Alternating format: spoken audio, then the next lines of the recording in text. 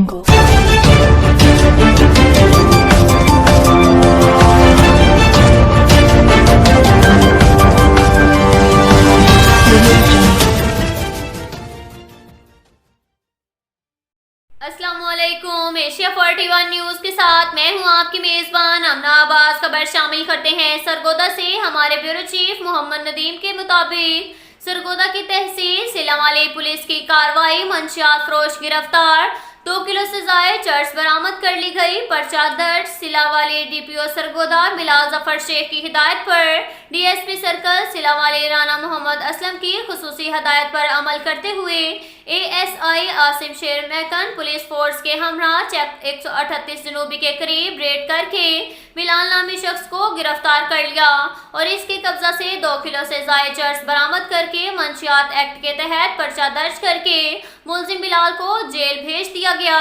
अब तक के लिए इतना ही काफी है। मिलते हैं अगले बुलेटिन में, हमारे साथ रहिएगा। अल्लाह हाफिज।